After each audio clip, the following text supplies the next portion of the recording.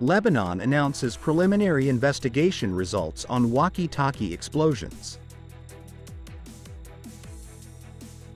Vietnam rises 15 places in UN government development rankings. The safety concern for rooftop solar power during the rainy and stormy season. Welcome to today's news. My name is Nguyễn Thị and I will be your guide through today's latest update. The Lebanon's mission to the United Nations said that a preliminary investigation by Lebanese authority into the communication devices that blew up in Lebanon this week found that they were implanted with explosive before arriving in the country. In a letter to the UN Security Council, the Lebanon's mission said that the authorities determined the devices, which included pagers and handheld radios, were detonated by sending electronic messages to the devices.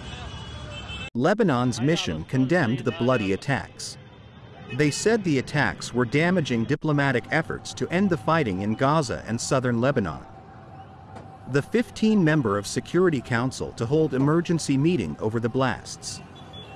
The attacks on Hezbollah's communications equipment on Tuesday and Wednesday this week killed 37 people and wounded around 3,000, overwhelming Lebanese hospitals and wreaking bloody havoc on Hezbollah militant group.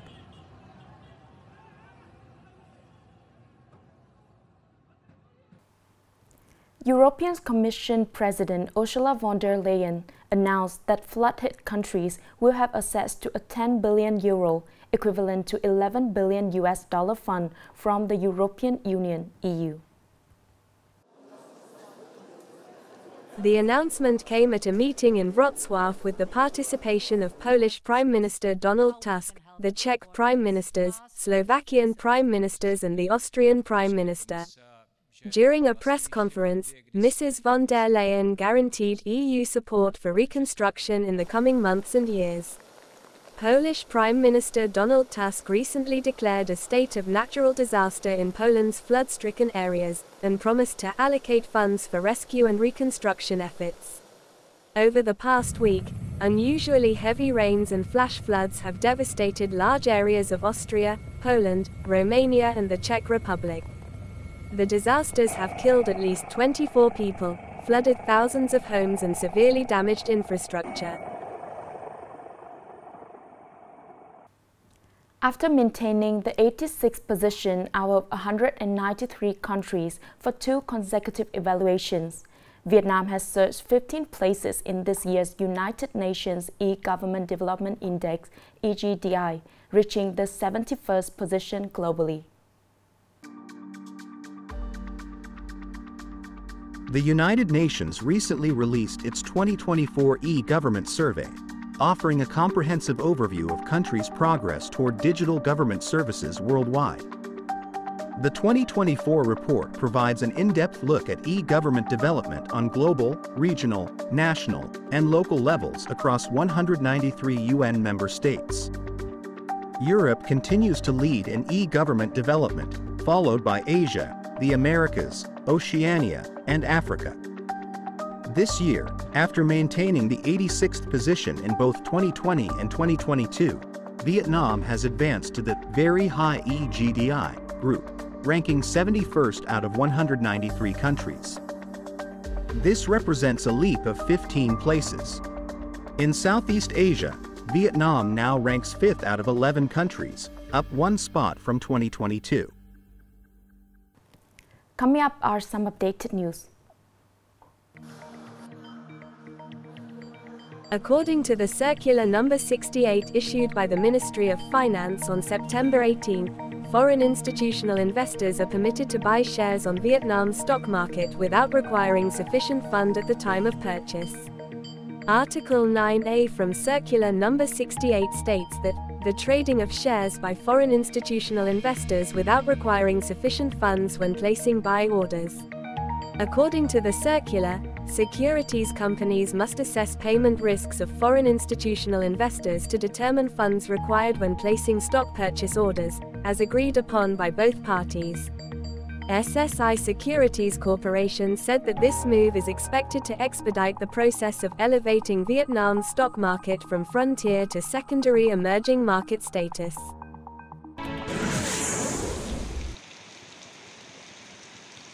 On the afternoon of September 20th, the Steering Committee for Natural Disaster Prevention, Control and Search and Rescue of Quang Binh Province said that due to the impact of Storm Number 4, 37 villages and hamlets in the province were isolated by floodwaters and 600 households were submerged.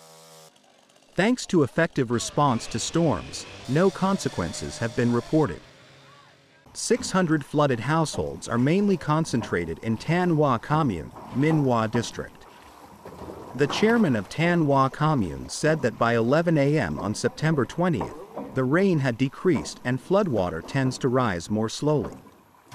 Previously, Quang Binh Province evacuated 874 households with 3,000 people to safe areas.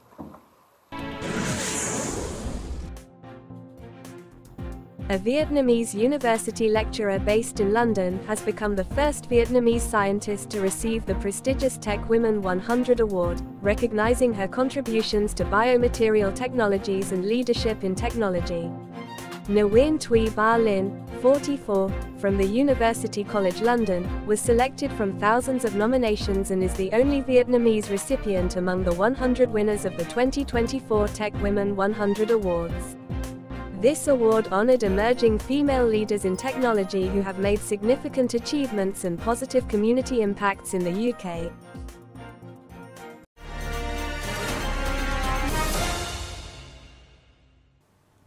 In recent years, many household and manufacturing enterprises have installed rooftop solar power to reduce electricity costs and reduce dependence on national grid.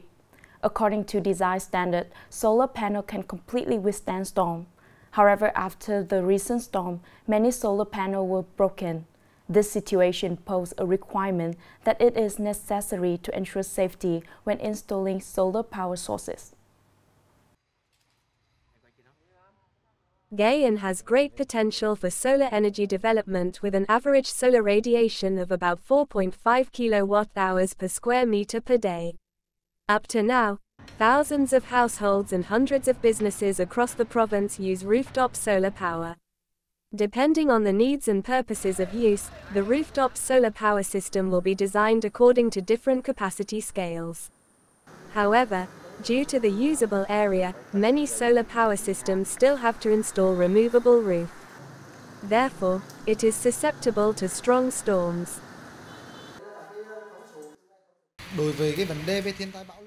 Rooftop solar power installation still faces risks during big storms, so we have to support customers to remove it during rainy and stormy season.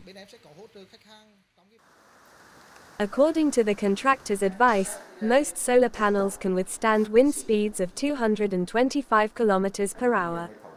However, the installer also recommends that customers should pay attention to specialized equipment and mounting brackets. When installing rooftop solar power, we must use specialized equipment such as racking systems and aluminum frames.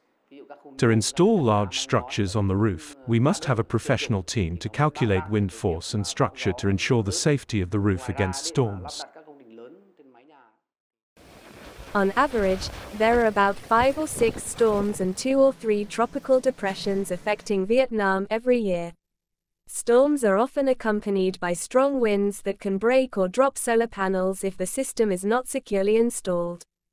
People need to pay attention to this issue when installing rooftop solar power systems. It's time to say goodbye. Thank you for watching and see you next time.